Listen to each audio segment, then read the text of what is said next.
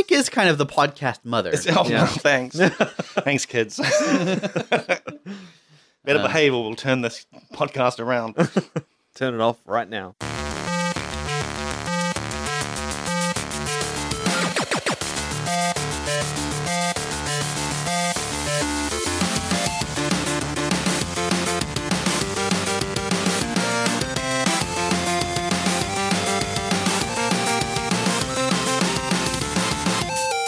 Hey, welcome to episode 181 of Front Seat Gamer. I'm Nick. I'm here with Blake. Hello, Nick. And special guest slash pseudo Paul Fabian. I'm back. Returning guest. Yep. Slash Sorry. Paul replacement. Yeah. We're not swapping them out. Is Paul doing a Severn? No. You'll have to just keep listening to find out. Who knows? Tune in next week. Well, 2 weeks from now, but Yeah. that's right. You're only temporary. So or is he? We don't know. Who knows? Who knows? You guys, we've been starting off with questions lately. Should I start off with some questions? Hit it. All right. This is from MSAUKA. Msauka? Yep, sure. Okay. Sounds right. They say, Maybe. please check Manor Lords and let us know what you think about it. Never heard of it. We know for a fact Blake's been playing a lot of Manor Lords because he sends some very amusing screenshots of a very amusing name that can randomly generate in that game. If we talk about that name, does it make this podcast? Do I have to hit the Let's explicit spell it button out on the podcast? It is. I found an article that verifies that it is a Legit name. a temporally accurate name. This is a name that was popular during the time period that the game takes place. It's popular now too. Yeah, it is. It's spelled Cuntz or Z, depending on your country. Kuntz. Yeah, that's Maybe it is Kunz. Kunz. Yeah, that's probably right. Kunz. That's what we're gonna go with. Kunz. Kunz. And then what? He got sick. And then he got sick. Yeah, I looked in my manor and I was like, oh, Kunz is hanging out there. And I was like, Kunz. oh, so I had some sick Kunz. Was he fully sick? Yeah. Yeah. I think it was. That might be a very That's Aussie and New Zealand. yeah, only. very Well, localized maybe lingo there. I don't know. I've never heard that in England because England has the same. Vernacular. Yeah. Maybe, I don't know. It's only America where it's a bad word. No, it's a bad It's word. a bad everywhere. word here. No, Like it's you not. don't know what you're talking about. Nah, if you're a good Kunz, Aiden fine. Sichi if you're a says. sick Kunz, it's good. Aiden Sichi says, Helldivers 2 is such a huge breath of fresh air. I recommend it to anyone. The absolute level of insane nonsense that can happen at any given time is impossible to describe. At any given moment, any member of your team can call in airstrikes, Moabs, orbital cannons, lasers, new secondary weapons. One of them fires cluster bombs, auto turrets, and a mech suit. Every single thing in the game has friendly fire turned on, and you use these to blow up robots and bugs the size of shopping centers made of guns. It's amazing. That does sound fun. I still didn't buy it, but we will, at Blake's insistence, be talking about. Oh, we don't have to. It's fine. But it was at Blake's insistence. We'll be talking about some of the drama that happened between the last time we talked about it, which is last episode, and this episode. All right, one last question. This is from Slippery Jim 8. It says, on the topic of X4, not sure if I ever got around to recommending Avorion.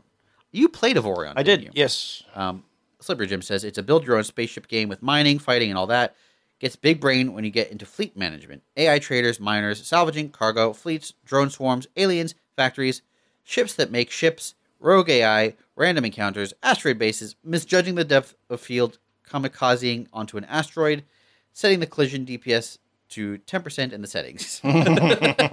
Sounds like Blake's and kind it of even game. has an ending, somewhere around the 80-hour mark if you try to speedrun it. That's pretty cool. How much did I talk about it? Because I played it years ago with some of the Rocket Work guys. I don't remember how much you talked about it on the podcast, but I remember you telling me, that you guys.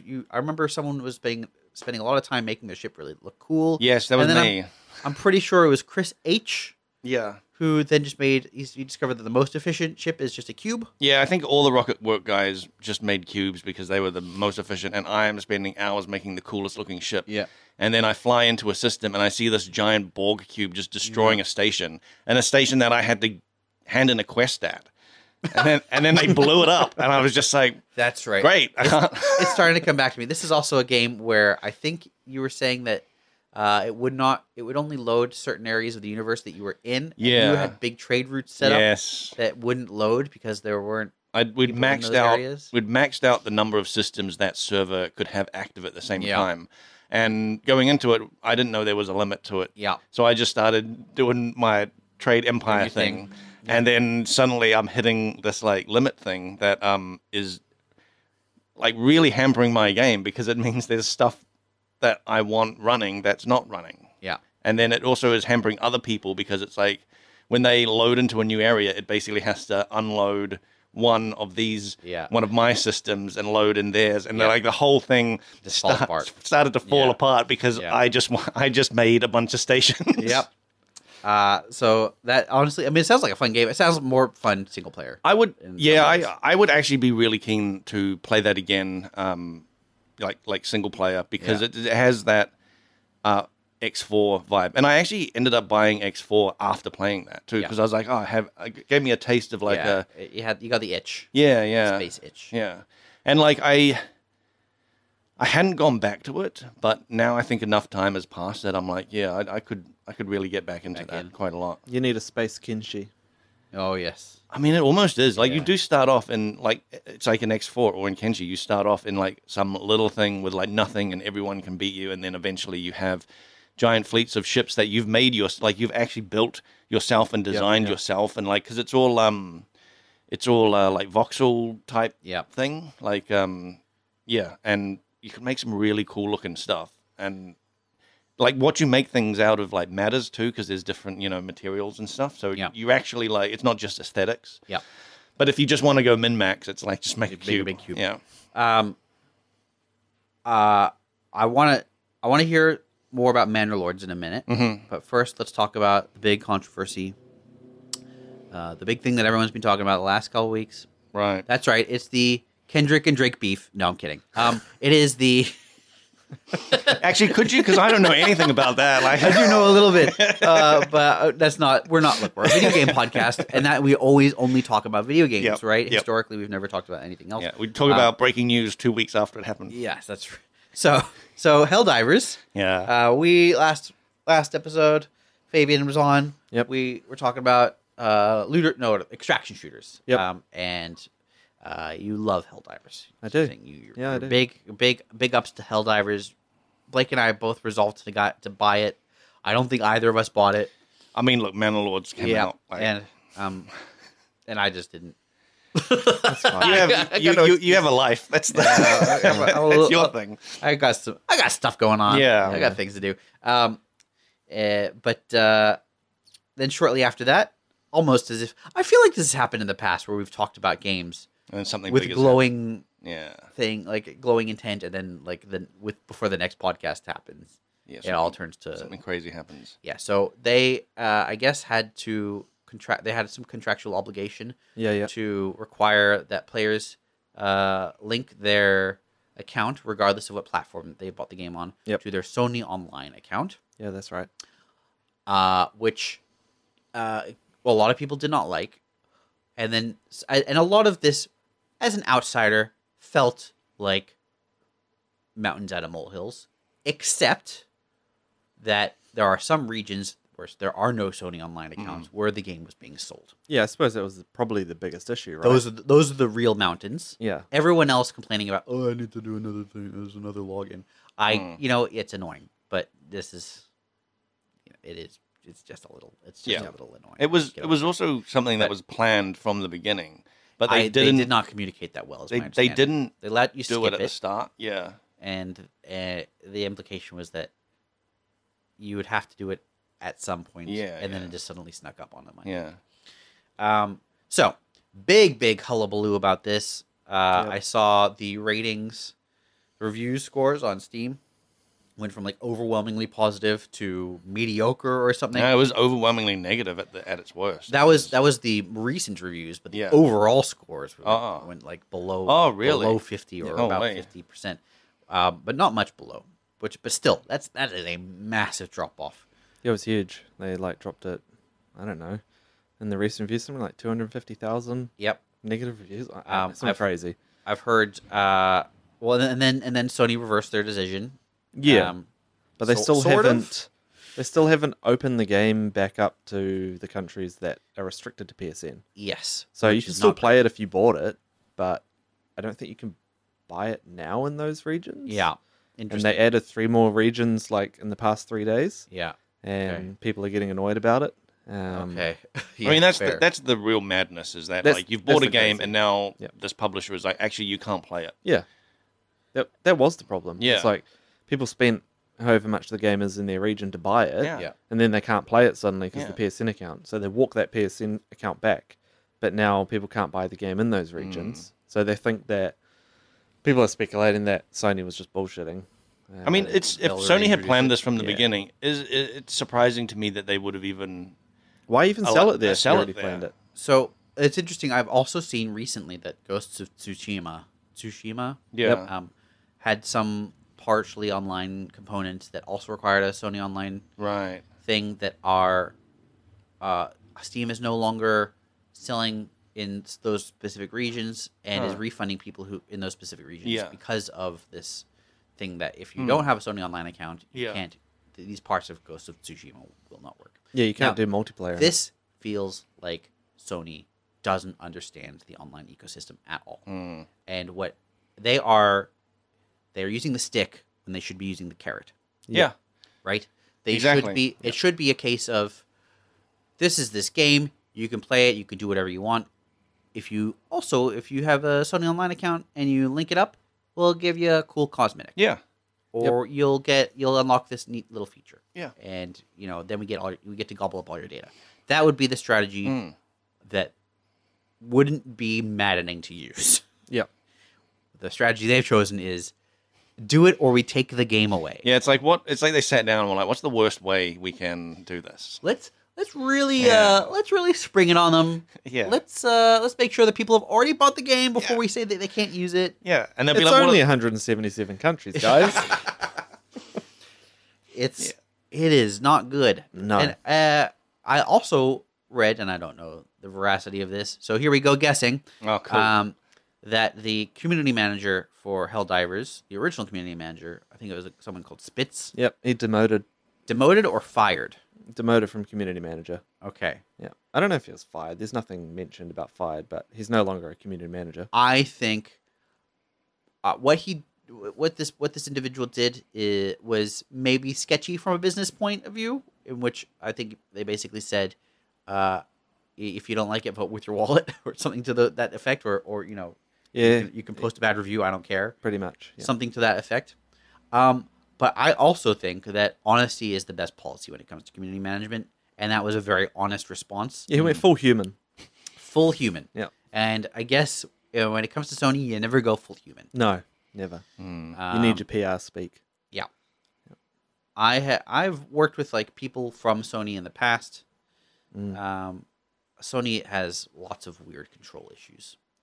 Yep. And this is also, I think, quite common amongst Japanese game developers.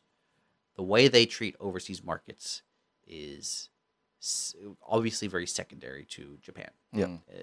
And I would suspect that's the case for a lot of companies, just generally treating their home country better than other countries. But it's particularly pronounced for these Japanese developers because the worldwide market is so much larger, and yet so many games are produced in Japan. So you kind of notice this stark contrast. Yep. It's not great, and I think that they put themselves at peril as a business if they stick to their guns like this. Definitely. I think it's kind of gross. Yeah. That they're just restricting countries to games, things like that. Like, if you don't have I don't know, if Sony doesn't have the rights to use PSN in that country, just say you can't use it here or something, and just let them still buy the game and play the game, and then the multiplayer portion maybe isn't playable. I don't know. Yeah. I mean, I don't know the right solution, but I think the right solution is just give them a bonus for doing the thing you want. Don't make it the requirement. yeah. When it is that restrictive, when it is you cannot do the game, that is you're not really selling a product anymore. You are bribing for a service. Yeah. Yeah, it reeks of that, like, well, what are you going to do? Yeah. Yep. You know, where they're just like, we have your money already. Yeah. What are you going to refund? Oh, you are? Oh, no, stop. Yeah, I know, it's exactly that. That's exactly it. Well, at least Steam is covering consumers on that part, which Yes. is good. So Steam is, there's this, this is a weird tangent, but there's this thing in evolutionary biology where generalist species tend to do much better than specialist species. Mm-hmm. You know, humans are sort of the ultimate generalists. Yep. They can survive in any landscape with a multitude of diets using tools, and our big juicy brains. Yeah, we're pretty great. Yeah. But then there are species that live on one island, eating one plant, and then anything that disrupts that, they're gone. Yeah. Yep. And I think you have Steam as the generalist. They are very open about their business practices to some degree. Like, it is like, you know, they will refund. They have a very open, like, review system and release system, and pricing system. Like, people set their own prices. There are restrictions. You can't switch regions to get a lower price, that kind of thing. They don't let you try and scam them. That's all kind of fair enough. But then you have the, like, console specific or platform specific markets. Your Sony's, your Nintendo's, your Epic. Yep. Online, your EA Origins. Yep. Where they Ubisoft, whatever that one is. Exactly. Yeah. They start trying to make only their games available on those platforms, or their games only available on those platforms. They put all these restrictions in, lots of DRM, and it's all specialized to prevent consumers from pirating at the cost of actually getting consumers. Yeah.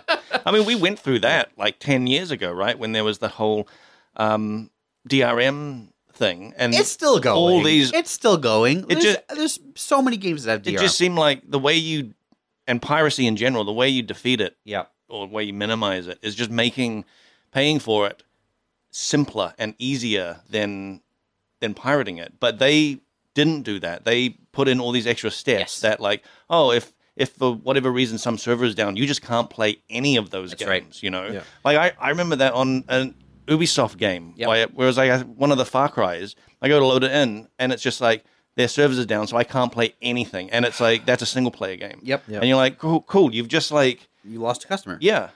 Like, do you buy Ubisoft games anymore? No. I haven't bought an Ubisoft game. Well, I'm always like, I always like question whether or not it's going to be too much of a hassle, you know? Like, I'd be interested in playing some of those newer Far Cry games, but I'm like, what is my Ubisoft account? Do I even still need to log into it? Like, You do. But- I bought it on. I think I bought the latest Far Cry on Steam. yeah. And you go to your Steam library, press play, then it opens up Ubisoft in the background and it's loads just that. like- Then it loads the game through that. Like the That's so annoying. the DRM is already defeated because you're buying it through Steam, So, but they're doing like an extra thing anyway. I've been playing Cyberpunk and The Witcher, Yeah. and they also open a launcher, which you can bypass. Yeah. Like, it doesn't Yeah. require you to sign in. It's just like, you skip it. You get incentives, in fact, if you sign it. I haven't done it. It's GOG, right? Yes. Yeah. And Yeah. they're another fairly open, I would say, fair to the consumer platform. Talking about, like, the era of DRM, it is still ongoing. And also, more so, I think the quality of some of these game publishers, their output has gone precipitously down in the since the era of DRM and their own marketplace. Yeah. Ubisoft being sort of the prime example. So many of their games come out broken, half developed. Yeah. So many of their Assassin's Creed games, like, I watch compilations of weird graphical bugs, faces twitching, no skin, just eyes floating in a mouth, that kind of thing. And they've been going on for years and years. Every single Assassin's Creed game is a broken mess for the first. It's because they still However sell like crazy. Like, people still buy them, and they have set schedules by the publisher that they have to hit, and they're just like, we're okay with janky gameplay for the first couple weeks because people will buy it anyway. But how long can that be the case? I mean, that's at what the point question, really, right? Does goodwill evaporate? I mean, Bethesda, right? A lot of my goodwill towards them has evaporated over the last few. I didn't get Fallout Starfield. or I didn't buy Fallout 76 because I thought 4 was a janky mess, and then Starfield, I was right not to buy it because that's also a janky mess, and wasn't really the game that looked like it was going to be anyway. Yeah, what we all expected was basically Skyrim in space. Yeah, and instead it is. I mean, what is it? Like Skyrim for babies in space. Yeah, as far as I can tell. If I go to a planet and then run through a barren landscape for like 5 minutes to some point. I just remember seeing those early trailers and watching the gun combat and thinking, "Oh, this is boring." How did you make guns boring? It's like the classic fun thing to do. They've got Fallout, and the gunplay in that is not boring. But also, I guess the gunplay in that.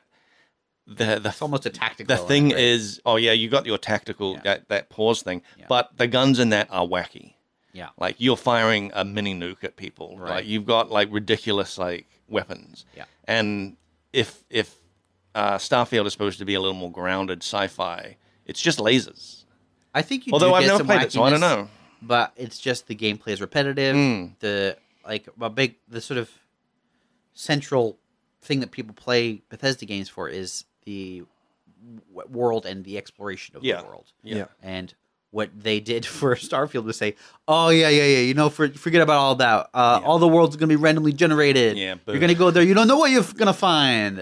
And it's like, but that's opposite of what I want. I want to know. I want to explore and discover and not have it be random. They should have known that, like, No Man's Sky clearly showed this to everyone, that you can't just have a procedural universe, no matter how big it is. Like, you have to actually have handcrafted stuff. Are you saying that No Man's Sky isn't the perfect game? It's never been the perfect game. When did I ever say that? I think every single day. I do wake up in the morning and just shout. It's your mantra. Yeah, I look at myself in the mirror and scream it. Hype myself up for the day. No Man's Sky is the perfect game. Good night, Blake. You say that to yourself. Yeah. As I fall asleep as well, I whisper it to myself. Little picture of yourself on a bedside table that you kiss. Yeah. Picture of No Man's Sky. Picture of the No Man's Sky. You holding No Man's Sky. Yeah, me holding a copy of No Man's Sky. You kiss both. It's like the Wolverine picture. But it's you. Yeah. Yeah, it's exactly that. The Wolverine meme. Yeah. It's a picture of me holding a picture of No Man's Sky. Yeah. Anyway, so that's Helldivers. Right? Am I right, guys? That's Helldivers. That's the drama. I mean, but the good, I guess, like, sort of a happy ending, right? Because they did reverse it, they wouldn't have done if we didn't. They're in a limbo at this point. They've reversed it, but then there's all these regions. I mean, it's a reluctant reversal, right? It's like they're not doing this because they realize, we made a mistake. They're doing it because, like, sales are going to be bad. It's going to affect. Yeah, it's a classic. We've heard your feedback. Yes. Oh my god. And here's the changes we're making. What did I see for this game? I saw some tweet by someone from Sony about this, saying like we're still learning something about like how a live service game should be run. It's like, how long have they been doing it? World of Warcraft came out 20 years ago. Yeah, look after your customers or look after you. Freaking Sony, who have a console for 30 something years now. Okay, most of it. Some of it wasn't online, but they're the biggest, one of the biggest game producers in the entire world, and they're like, we're still learning. We're still learning the ins and outs of this, man. It's a new thing, you know. Yeah. Like, hey, we're still early, you know. Helldivers was a success, and we don't know what success is. Yeah, we didn't know how to handle it, so we tried to milk it. We've got this lightning in a bottle, and then we opened the bottle, and now the lightning's out, and we don't know what to do. Please help. Please just stop bombing it, please. Like, that's it. Manor Lords, though. Manor Lords. Yeah, tell me about it. Man, it is... Or Lords. Man or Lords. Man. Or Lords. Yeah. It's great. It's... I don't even know where to start. Start with... okay. Take me through the actual process of your gameplay. Okay, so... I assume you start off, you choose a character. You start off, you choose, your lord, which has very little, really, effect in it. It's just a portrait in the corner, and that's it, and you can name them and whatever. Does your lord have an avatar? Does he walk around? There is a walk around, but it's really just... Yeah, you can walk around, but it's... there's actually no reason to do it. Other than look, I'm in third person walking around my village. Do you have an age? Do you grow up? No. no. Do You are does you're an anybody- endless being. Okay, and do your citizens age or anything? No, Okay, they so don't. this It's is it's very static that way. Yeah, okay. Yeah. But so you start off very much like regular kind of village management games. You've got like a small a small group of villagers, and then the first task is to get ready for winter. Yep. And so you need to build the facilities. Get your woolly boots on. Yeah. You need to build the things that they need to survive the winter, and that's Yeah, basically big the woolly first boots. goal. Yeah, woolen boots, sure. So Mittens. yeah, so there is a little bit of a build order that you need. Yeah, boots then mittens. Yeah, sure, And then a hat. and then a hat. Yeah, and then maybe a coat. Yeah. Yeah. So there's So you I'm sorry, am I putting you off? you are putting me. Oh, that is just constantly saying unfortunate. mittens and mittens. You know what? There's no mittens in the game. Beanie. There's no beanies. There's boots though. Yeah. Nailed it the first time. When your Go with your gut. when your lord spawns in, he's got a nice red cape. Okay. Yeah, he's got like. Is it woolen? It looks like To wash it on low. velvet, maybe. I don't know. A velvet cape. I don't know. It looks very. He's a rich lord and he's got poor villagers. It's very. Yeah. Yeah. Actually, that's a good point. You do feel like that when you spawn in with your character, and he is like a real like fancy decked out lord, and your villagers are just like. plebs. Please, Dirt my lord. poor. Please, Yeah. let me touch your cape. But there's no interaction with your like avatar and the thing. I think the dev probably just put that in there because hey, I could do this, and it's kind of neat to like walk around your village and stuff. And I'm going to spend a week modeling this cape. that no one There's does. physics on the cape, Yeah. which is I mean, pretty you'd expect nuts. it, yeah. Like there's a lot of work went into that character. Yeah. Maybe they'll do more with it in the future, but I don't know. I mean, because the world doesn't interact whatsoever with your character. Like there can be a massive battle happening between your forces, You just walk in the middle and of you it can just go, walk in the "What's up, middle of it, and no one affects you. Can't hit him with your cape. You can't do Like it. Mario? You cannot do anything other than walk. Can't fire a fireball. You can't do. No, you can't fire a fireball. It'd be nice if your playing as your lord Mm. would actually be how you do diplomacy with people. You have to go and meet them and stuff Oh. like Could that. be interesting. Yeah. So that's another thing because this is early access. They do not have any diplomacy whatsoever. They have the facade of diplomacy because you can go to a you can So go- it's based on real life. yeah. Maybe it's true. Maybe it is a commentary on the real world. Because you can go to the world map and you can see, well, the region map, I guess, and you can see the bandits and the other opposing lord that you're in like conflict with, Yeah. and you can send them just one message. Okay. Like it's presented as if there's an option of messages and Uh-huh, tabs. uh-huh. There's only one thing you can say. Right, and it is. Please don't hurt me. But, I mean, it's Look either at my velvet cape and mittens. yeah, it's basically that kind of thing. And then you drag the sentence to an image of like paper. So it's like you're writing Drag it? Yeah, you're like Okay. writing it. And I do know that what is planned is that you construct a letter based on these like paragraphs. I love that idea. but there's only like one paragraph. I love that at the idea, moment. but I think that is an interesting idea. Mm.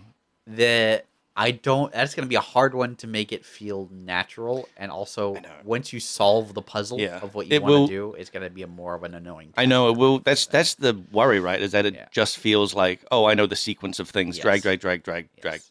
You know, and that's it. Yeah. What you really want is that they actually really have personalities that respond to different things that you're saying. Yeah, some back and forth would be nice, you know.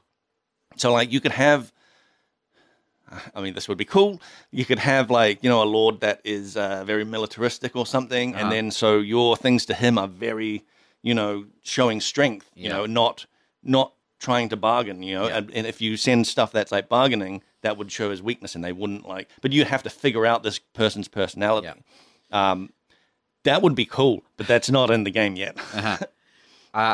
In Persona 5, when you want to try and catch a persona, you have to go through a little dialogue minigame. You pick your one you want to say to them, right? Yeah. And you get I think 2 chances typically. Hmm. And it's neat the first time, and then you solve it, Okay. and then it's like, yeah. I have to do this every time now. Yeah. And it's annoying. Crusader Kings has moments where you have to use diplomacy in that similar way towards like one of the other characters, and you have to basically look at this character and you see kind of what their traits are, and if they're militaristic, if they're like pacifist, or I mean they're all inbred. How's your sister? Still hot?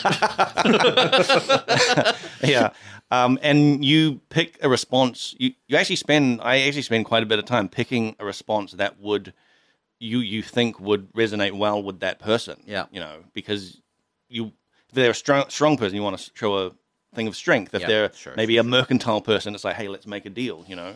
So that sort of diplomacy could be really, really cool in the game. Yeah. But currently, there's basically no diplomacy whatsoever. Yep. Other than this like facade of it, and all through the screen where it shows like your diplomacy, where you would craft this thing, it's just like work in progress, like all over the place. Like it literally just says work in progress, not in the game. Sure. And when a lord captures a region, so the map is made up into like 8 different regions, I think.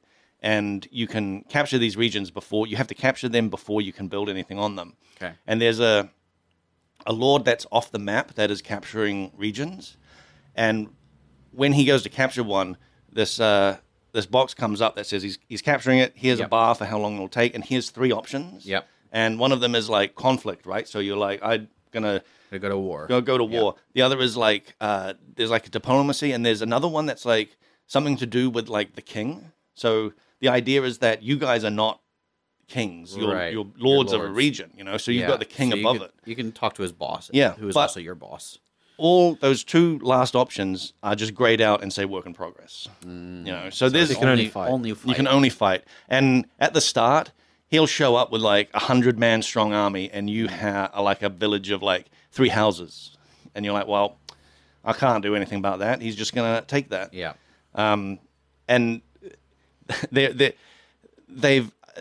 he's working on this now, but that lord was like way too land grabby. Okay. And so by the time you even get your village into a decent, like, it's flourishing, this lord has taken over all other regions. Yeah. And then fighting him means that you basically have to be able to raise like at least 100-man strong army, and that's to hold them off. And I played one game where he started claiming my region. And I was like, what? I live here. What? And then so I was like, this is mine now. I went to confront him, and he just shows up with this like 120-man army, and I have 18 guys that I can raise. Yeah. And how did it go? Cool. I quit that game. Okay. But there's been a recent patch where they're adjusting. Sure. There's a lot of like that sort of game mechanic stuff that I think needs to be like balanced and all that sort of thing. You can get attacked by raiders, and it's like the strength and frequency of those raiders, or even the direction that they come from, I think needs like some calibrating. Yeah, calibrating, because when raiders show up, if they show up on the other side of the map and they'll make their way towards you, you've got time to prepare. But they could just show up in your territory, and then you have no time to prepare. Right. And if your town is like kind of close to one of the borders, because they show up on the borders of the map, they can just be in your town and burn down your entire town before you've even got your troops like ready to like organized. And you can't build walls yet, which is a little bit annoying. Is that just not in the game? That's just not in the game yet. You can build walls. Feels like an early one you'd make. You can't build walls, and you can't build defense towers except your manor. So you can build a manor, and that manor gives you access to this garrisoned troop force that you pay money for. Yeah. And you can upgrade them over time. Yeah. And they'll gain experience, and they have like passives and stuff. Okay. So they're like your crack team. They're your like top guys. SEAL Team 6. Cracked. Yeah. They're cracked.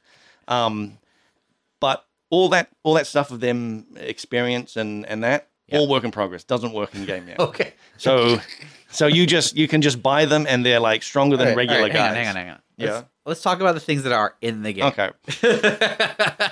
So because this is a very popular game, but all the things you told me so far are It's not in the game. So you start the game, and it's pretty likely a king is trying to take over your territory immediately. Yep. And you'll get three options, but only one of them works, and it is fight the guy. Yeah. And when you fight the guy, you're going to get stomped because none of that's calibrated. Also, in order to fight the guy, you have to drag a bunch of words onto a letter that do nothing. You don't have to. Okay. But the very That's first not in the game. And also, you have a manor, and the manor has a bunch of dudes in it. And in theory, they'll grow stronger. Not right now. Not right now, but they are stronger than your regular troops. Okay, so why is this game good? It has it scratches that Village management itch, and yes, but there's lots of village management. Yeah, I know, games but it does where there is content. It does. Yeah, I know. Well, a big comparison, right, Yeah. is Farthest Frontier. Yeah. They've been in early access for quite a while as well, and they basically are going through the same production things. Yeah. As like they did a big Bandit update recently Sure. where they so it's. I feel like it's going to follow that same path, but then, which one would you play more? I really like Manor Lords. Yes. And It is beautiful looking. It's a really nice looking game, and I think the combat in it is very cool. It's much better than Farthest Frontier or any other game because it's got a little bit of Total War in it where you're commanding these troops, not individual people, and that also goes for the villages themselves. Mm-hmm. So you are not telling individual people work at this logging camp, work at this mining camp. You are telling the families to work there. Okay. So you start the game with 5 families. Not just the adults, the children. The children as well. Get them in the mines. Yes. So you start the game with 5 families, which means you have 5 people basically that you can 5 facilities that you can man populate. But within those families, there's also 5 people, and All of them have 5 people? I think all of them have 5 people. lucky. I'm pretty sure it's always 5. Is it a rule of 5 thing with this king? He's like, I Only know, 5. Always 5 families, Yeah. always 5 people in the family. Sixth kid, kill it. Yeah, Kill it immediately. only Murder 5. murder the baby. Well, what would be cool? I mean, I don't want to get too far off into what would be cool, but the thing with assigning families to things was really jarring at first because I was like, I've got 15 people. Yeah. Why can't I run 15 different facilities? Yeah. Which is what other games have been like. Yeah. But in this, yes, you assign the family, and the whole family runs the thing. But that means that they can do multiple things at once. Sure. So there'll be people gathering the resources, people processing the resources, and people selling the resources in town. Yeah. So it's this whole system, Yeah. which I really really like. In other games, small family businesses. yeah, it's like a small family business, And it sounds actually cool. I really like that. yeah, and because in other games, it's you assign one person to be the miner. That's it. You need to assign another person to go to that mine and do things back and forth. Yeah. What I'm struggling now with is I'm just picturing the little boy, the son of the cobbler, Yeah. who doesn't want to be a cobbler. He wants to dance or whatever, and the king says no. You have to be This is a cobbler family.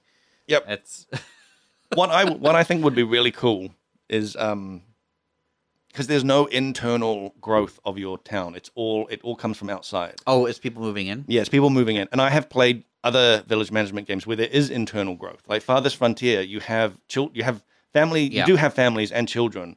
Because I was just thinking it would be really cool to be able to you throw a festival and that's where people meet. Yeah. It's a love festival Yeah. thing, and there's a wedding, so everyone in the village is they're taking the day off today. It's not great, but everyone's super stoked, so they work faster for the next Yeah. week or whatever. Yeah. That would be. I would love that sort of social. It would help, having that internal growth from families growing, people growing up, moving and starting their own families. It would help with to get new people into your village. You need a positive approval rating, Okay. and that can be difficult early on. Yeah. Getting people to come in. So if it was So you got 5 families and they're all bummed. They're all hate you. They don't like. and so if you have a harsh winter and people just start leaving, you are just spiraling downwards. Okay. Because nobody wants to come into this Sure. thing that's starving. There's But run if- downtown. Yeah, if you had people populating within the thing, you aren't relying on just the random people that come along. Yeah. And I don't know what triggers. Like, I don't know what triggers the time that you get new people. Like, sometimes you seem to get, like, a bunch of people real quickly. Right. And then other times you're sitting there, like, with 5 houses ready to go. Okay. Like, and you're waiting around, and your approval rating is, like, 70% or something. Yeah. And no one's showing up. Yeah. You know? Interesting. But if there was a constant, like If as long as there's you're... always a chance that someone could have kids. Yeah. Yeah. And other games have, like, you see the breakdown of, like, villages, and you see, like, children and working age adults, right? Yeah. And they literally, like, grow up. So you see, like, oh, in a couple of years, I'm going to have a huge chunk of new workers, Yep. you know, because they are already in the village, Yep. you know? Yep. But in this game, everyone's at work right away, all 5 of them. Yep. Get in the mines. Are there kids? I don't think there are. I don't think there are any kids. 5 adults living in one house. I've That's never... a family. Well, you can click on... I should probably check, because I've zoomed around. I've never noticed kids. Yeah. But you can click on the house, and it shows you. It has these cool, like, arc lines that connect to Right, where all the the people family members that live there. So it's really Mm-hmm. cool, and you can see what they're doing, and it tells you what they're doing. So you could go and look. But my guess is that it's 5 adults. Yeah. Yeah. Interesting. And it's like it is one of the best village management games I've played. Despite there being no features. Despite there being more than half the features are missing. Yeah. There's resources there that have no Use other than selling them. Yeah. So there's tools in the game, for example, and in other games like Farthest Frontier, tools are important. You start with a stockpile of them, and then you are basically trying to get to a point where you can make your own or buy them from a merchant that comes by, and that's like a big goal is to, like, become self-sufficient with tools. And I saw tools in this game and thought, oh, it's going to be like a similar thing. And I saw you can build a smithy that makes tools. His only job is to make tools. And it turns out those tools do nothing whatsoever. They're used nowhere. And I've read on Reddit that apparently they were used at one point, but the dev has changed that. Okay. And I guess I'm still gonna figure out what they do. So all they do now, you can build a trading Post or a trading something. post, Yep. and you can put them on there, and they sell for a lot. So really, that's just like the main way I'm making money now is just selling tools. Yeah. But with them having no practical value, does feel a little not as interesting. You know, like I'm not giving up anything. You know, I'm not producing so much of something that I am selling it. I'm producing it solely to sell it. Yeah. You know. Let's talk about the actual economy, because so you've got these 5, let's say 5 families. Yeah. And they're all doing things, and you've got one dude making tools. Yep. Tools sell for a lot of money. Yep. Who's getting that money? Who's okay? So the region is getting that money. Okay. There is a regional money. There is also you as the Lord. There is your. I would assume you can money. tax people. And you tax people. Yeah. This is something that wasn't clear to me to begin with. Yeah. Is that you need to build a manor, and you need to build attached to your manor. You need to build. I'm it's called Manor Lords. Yeah, sure. So that feels like a gimme. Sure, but you also need to build a tax house in the manor complex. Okay. So Building why your do you house- have 2 gold streams? What's the difference between regional and manors? I don't know. Your personal gold is what you pay mercenaries out of. Right. So What? you can buy mercenaries in the game. Yeah, I feel like that should come out of the region, right? It just feels like a lot of it can come out of the region. Yeah. Because there's also the king's tax, which comes Yes, out I of was your thinking- personal thing Goes as out of your well. personal- So Interesting. you basically have to be. I guess maybe it's a way of like. Yeah, I don't know. There's like 2 taxes on the people basically. Yeah. There's a tax from me, Yeah. and then there's a tax from the king. Yeah. It would be interesting if it worked like the regional money is used to actually build more stuff within your region, and then the Manor Lord's money is to fund his village. And so you use regional money to build a new village, and then you need to use that Lord's money to build up that village. Yeah. So regional would be to expand, and then individual money would be to grow that village. So it pretty much it basically is that. Like regional money is different per region. Yeah. Because you can take over the regions and you start Yeah. a new town in different regions. I have a game now where I've taken over a second region which has a high iron deposit, Okay. and each town also has a passive skill tree. Okay. As Does any of it work? Half of it works. Okay. And so that passive you can get into some real customization of each town. So that mining town I've set up, I have gone down the mining passives. Yeah. To get like better mining and that, and I've made it so that mine is basically bottomless now. So I've got like endless iron, Yep. which then gets transferred to my main city where all the smelting is done. Right. Because I've used up the iron deposit in that main one, and I've also in my main city those passives I've not gone down the iron way. I've gone like that, smelting. a more survival okay. a survival way of like you get extra food, you get extra hunting, you get like Gotcha. all this stuff. So that's something I actually Yep. really like, is that each region You can start you can forming really your own specialize. economy. Yeah. Yeah. Yeah. And that mining town as well turned out it has like better fertile ground than my main city. So now it's not only my mining town, but it's food my town. farming town as Yeah. well. So it's And your everything town. It's almost becoming. I'm wondering now, is this just going to become my main town? It's like, hey, this is my founding town. Oh, cool. What's it got? Well, you can hunt. We make tools here. You can smelt. Yeah. And you're gonna struggle to survive, but not Well, it's got. Whereas next door, endless iron and food. So do whatever you want. That's Yeah. fine. But this is what I find interesting, is Yeah. that as I've evolved these two things, I'm like these two regions. Now I'm like, maybe I actually just shift all my iron stuff over to that Yeah. other town, Yeah. build that town up larger because it has like a way better like food supply with Yeah. with the farms and stuff. And then I'm like, okay, what does my main thing do then? Is it plausible that your village has something that you just you haven't discovered yet? Like Every region has access to the same resources. Okay. Right. But some of the regions, every region will have at least one, like a special resource. not a special resource, but like they are better at that resource. Yeah. I can't remember, like a rich deposit of something. Sure. So my main region has a rich hunting ground. So I basically have endless meat. Yeah. And lots of pelts. Lots of pelts and all that. So that town might actually just be the cloth making town now. Yeah. Or wonky meat. Yeah, wonky meat. Yeah.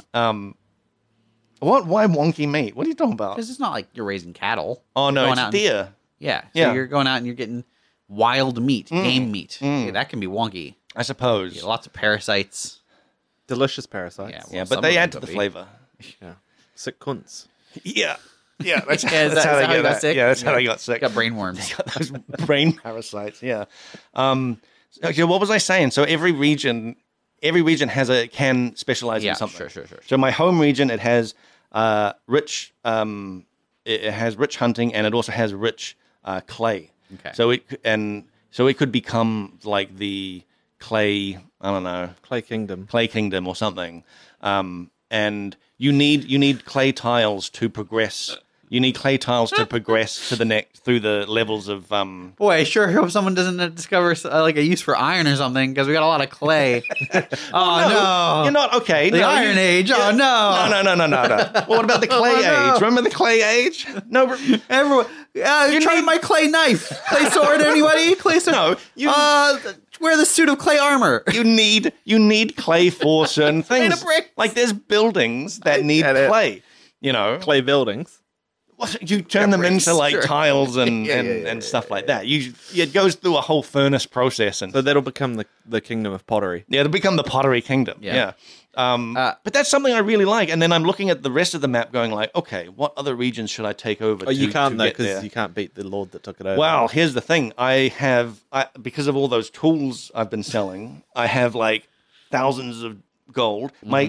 As your town gets bigger, as the population gets bigger, the recruits to your army, the pool of recruits gets larger. Sure. So I think I can probably like match him now.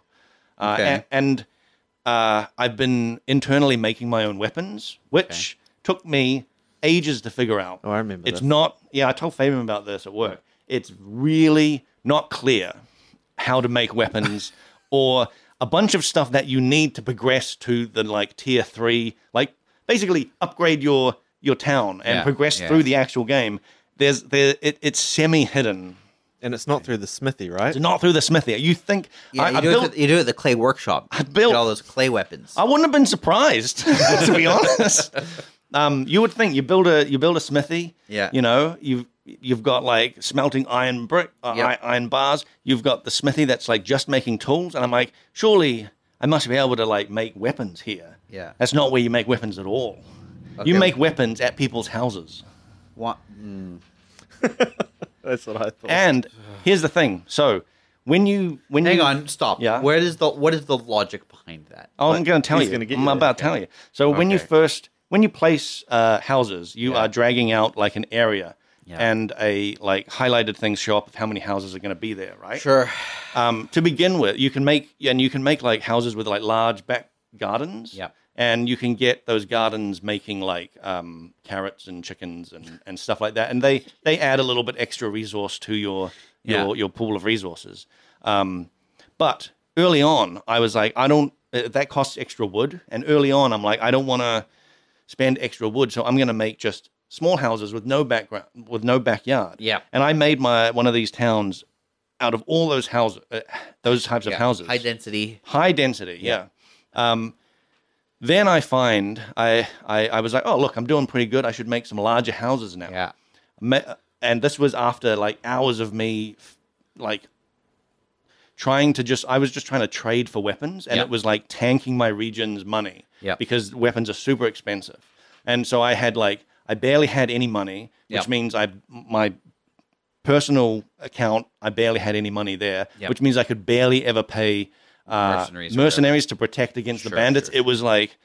It was a struggle, right? And then I built these houses with backyards. Yeah. I clicked on them, and then there's this drop down for extra things in the backyard, which, you know, I knew you could do parrots and goats and chickens in the backyard at tier 1 house. If you upgrade them, you can have weaponsmiths in the backyard. You can have like clothing in the backyard. You can have Everyone's a blacksmith now. Yeah.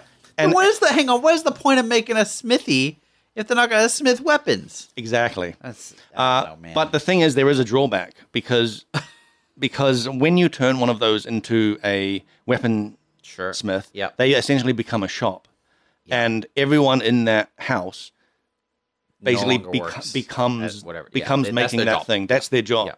So you can't just like go through and go boom, boom, boom to all these houses, because suddenly you'll be like, why is like why do I have no food anymore? And you're like, oh, because everyone is like building weapons. Yeah. You know, your woodcutting family becomes a smith family. Yeah, exactly. But you can change them back, surely, right? I don't know how to do that. So there's no in world lore, the Lord walks up to your house and says, "You're a weaponsmith now." Okay, great. And then 5 minutes later, actually, I need someone to make food. Can't do it.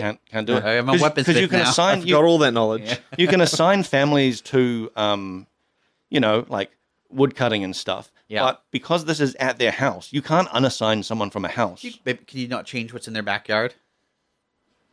It doesn't matter. I actually don't know. Maybe you can. I did read that like if you have a farm in their backyard, I don't know about smithing. Yeah. But if you have a farm in their backyard, they still do their main job of collecting wood, but you'll start collecting less because they're also running a farm in their house. Right. Okay. So there is a give and take. Like they become less efficient. You might not want every single house to have like a thing in the backyard, because then that makes sense.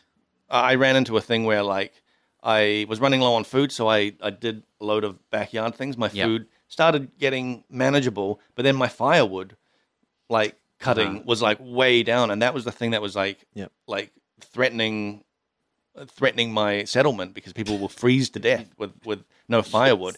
And so I basically had to just build more firewood places and assign more people to these firewood things. And I think it's because I had all those backyards. I had these backyards, So you needed to be a bit there's selective. And it is like I would like a window.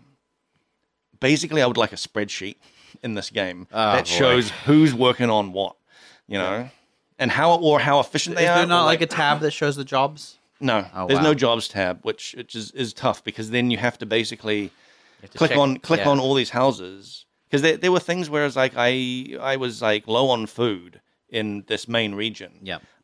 So I built a load of extra hunting stations because I have this rich hunting thing that never runs out, so I can basically like overhunt it and it's fine. Sure.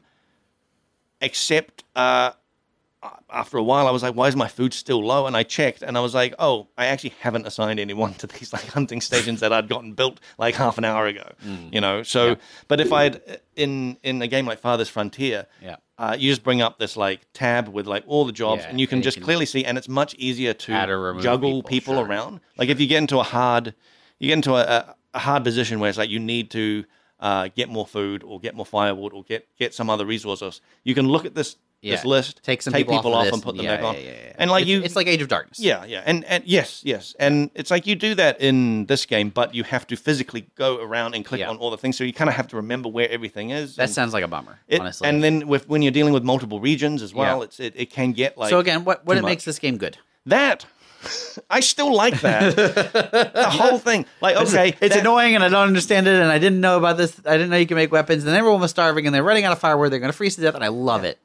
Yes, it kind of is. Like it scratches this really great itch of village management and region management, and like setting up these little towns that are specific for one resource. Like that mining town I set up was intended just for mining. It's cool, and you can get a town very quickly to be sufficient enough with just the enough people to run that mine. Yeah. It's when you start expanding that you run into problems. So now that I expanded into food... So are you saying the game is encouraging you to not grow?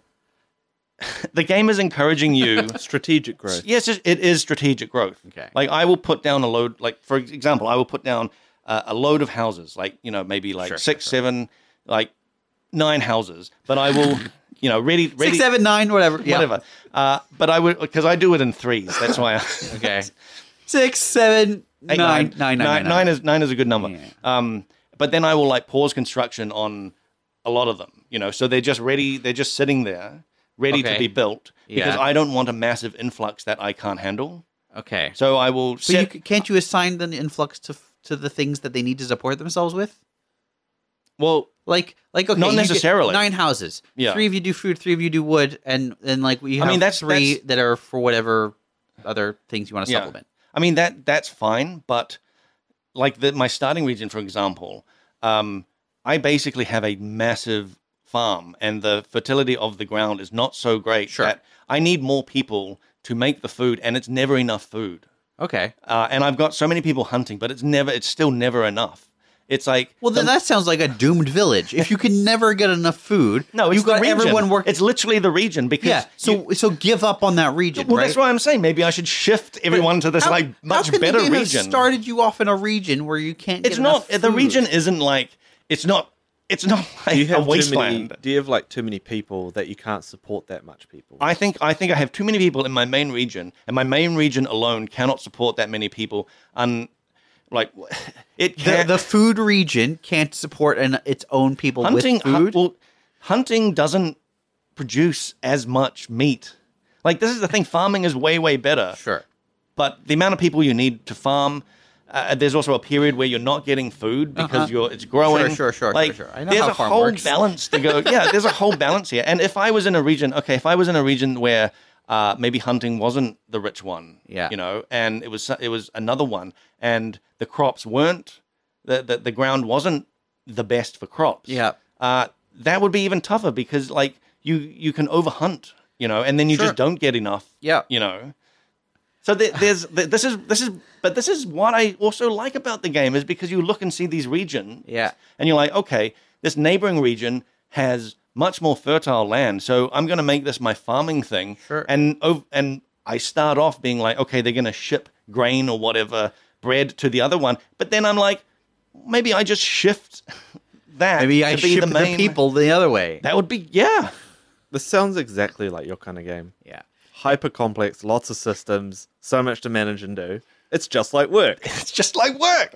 But like, yes, it does run into, there are quality of life things like a big spreadsheet of who's working on what would be nice because if I take over the winning goal I set for this game is to take over every region. Yep. I don't necessarily have to build on every But region. You want to own it. Yeah, You but want, you want to other own it. people out. Yeah, yeah. Sure. But What have they talked about the roadmap for this game much? It is only a small dev team. I think it's only like 3 dudes or something. Sure. But Yeah. like, do you know, for example, I don't know. like when they think they'll be done? I need to go and look Because for this because There are so many features that are missing, and yeah, I know. I want to.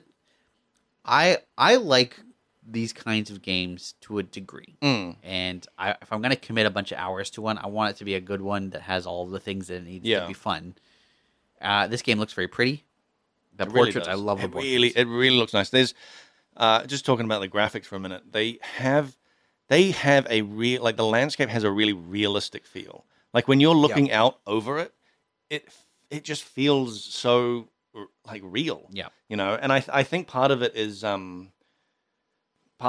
like this haze that is over everything when you zoom out. Sure. You know, it feels like you're looking at a you know, from an airplane. You know, it has that realistic like haze. Whereas like other games, you know, Farthest Frontier, you can still only zoom out so far, but it's just like crystal sharp everywhere. They've got a small kind of roadmap here. Yeah. It just talks about like fixing bugs related to homeless settlers, balancing archers, adjustments to tune down trades oversupply, slowing down the AI's rate of claiming territories. Like you said, improving storage efficiency of saw pits, naval battles, more village mechanics. Wait, what did Naval what did you battles. say? It says naval battles and cavalry. More village mechanics, including walls, fortifications, and guns. Yeah. Variety in late game economics, new map types, sieges and castles, and AI cities. Those are some things you're looking at. Those honestly sound, given what you've described so far, Yeah. those honestly sound like it'll be being worked on for another 4 years. At least. Yeah. I do worry about this kind of thing because this Early is a access classic hell? case. Yes, it's a classic case of shows some promise, and then the follow through is what matters here. That's right. Escape from Tarkov's been in beta since 2016. Yeah, that's bad. Still in beta. That's bad. Well, I agree, and like I because these guys, this is a new developer and has been working on this already for like years, and is clearly passionate about it. Is like really like talking to people. Yep. Like I've seen them in the Discord, not the Discord, the Subreddit or whatever. the Reddit. You know, like they're very much Very involved. communicative. Yeah, communicative. But yeah, there is that worry that it just ends up it just ends up kind of never actually coming It's out. not just that, but like the fact that there used to be tools, and now the tools used to do something, and now they don't do anything. But And now it's like figuring out what is that. Tools should just be a resource for when you want to build stuff, right? So Well, you need to build well, tools to build a that's- building or something like that. It's a complex thing to give Yeah. any sort of a requirement for building in a game where you can't necessarily produce the thing that is required That's for building. true. But Farthest Frontier, because I mean tools are in Farthest Frontier, the exact same resource, and they're used in the more advanced buildings. You know, so the first tier of buildings just fine. Yeah. As you progress through, if you want to keep going, you're gonna start needing. regardless of tool, I'm just using tools as Yeah. an example. What I'm saying is, this is someone who is still in the tinkering phase, Yes. right? Yeah. And there are features, large sounding features that he wants to add. Things like being able to build a letter, Yeah. which you have described, which are untested, right? And he's got them on this roadmap. Those will most likely fall by the wayside. Well, that's the thing. Like he may put them in. It may make the game worse. That's 6 months of development down the drain. These are real considerations for an early access game. It's always scary. There's a lot of polish in some of these areas. It sounds like It's this is what hits me as well. It's the most highly polished So that's my question. game early access game I've probably ever seen. I've worked on an early access game that had a very highly polished thing, and Yeah. then they wanted to add a whole new set of Yes. features, Yeah, and yeah. it was hugely problematic. Yep. So, I worry. I'm Yeah, interested in this game. There is always that worry for sure. You could just get Helldivers. Yeah. Well, why don't we, hey Blake, let's get Helldivers. Wait, and then, is it available in your part of Auckland? in 2 weeks, we'll talk about the next drama. I don't think I have a Sony account. Doesn't matter. You don't need one. We'll They see. took it away. We'll It's- see. It's not mandatory now. All right, we're out of time. We'll find out. We'll find out what the next Helldivers drama is. I feel like I barely scratched the surface of Manor Lords. Well, we can talk about it. Yeah, we'll talk about it again. Because after. I am interested to hear more. Yeah.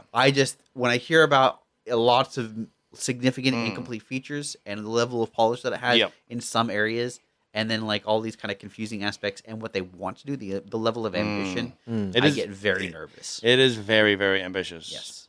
Especially, I like... For a solo dev or a small team. What you're saying, like NPC cities and stuff like that, I feel like the map is going to have to be like... Naval battles is a wacky one. Like I would assume there's no systems that currently... there's nothing that's like... Are there even bodies of water? So there's one map which is called the early access map. Oh right. Boy, only one map. There's only one map. About all these features. Yeah. Scary stuff. You know what? I hope they prove. I mean, I really hope they do because it's so talented good. Yeah. Fingers crossed for them. We'll be back in a couple weeks. Thanks, guys. By the way, Paul will be back next time. We'll see. Right. We'll see how he's doing. If he's still allowed. He'll be back. He's still allowed to be back. Yeah. Don't have to listen to my it was drony voice. Good having you for a couple weeks. Love having you on, Fabian. Yeah. Thanks. We're back in a couple weeks. If you want to email us, frontseatquestions@gmail.com, you can do that. Tell me why. You can say, Nick, why do you hate Manor Lords? And I'll say, I don't hate Manor Lords. I want Manor Lords to succeed. I just worry. I worry about you, Manor Lords. Say, Nick, when? When are you going to get Manor Lords? When am I getting... Or Helldivers. Or Helldivers. Or any video game, really. There's a good chance I'll be getting Animal Well.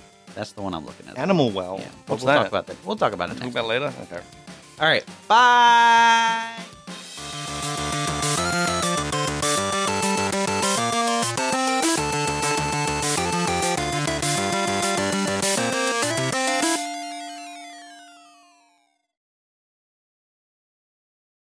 Have you been playing Helldivers? I played a couple of rounds this morning. We can talk about the Helldivers drama. I don't know if it's worth it. I mean, we can. Really? How is it not? Because like It'll be we're done not really quick. news, right?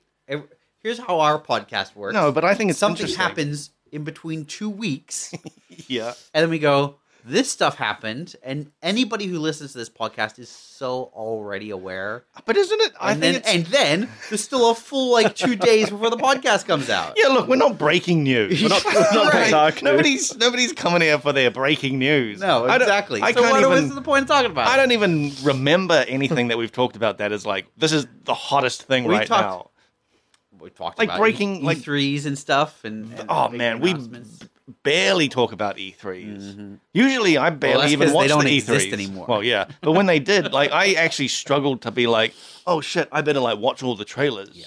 We don't care anymore. 10 years ago, I used to get up early in the morning and watch E3, and it was a big thing. And then as time went on, I just didn't care as much, and I would just eventually see the trailers throughout the week, kind of thing. 12 years ago, I was at E3. Wow.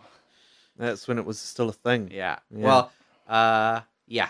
It was before was- they even had the consumers. What was that for? I was at IGN. Ah, right. Although I guess When- 6 or 7 years ago, I was at E3 to promote PoE. Yeah. 5 through 10. Yeah, I think I remember that. That was Was you that were at the at E3? Microsoft booth, right? Yeah, we Wow. were at the Microsoft. Yeah. booth. Crazy. I got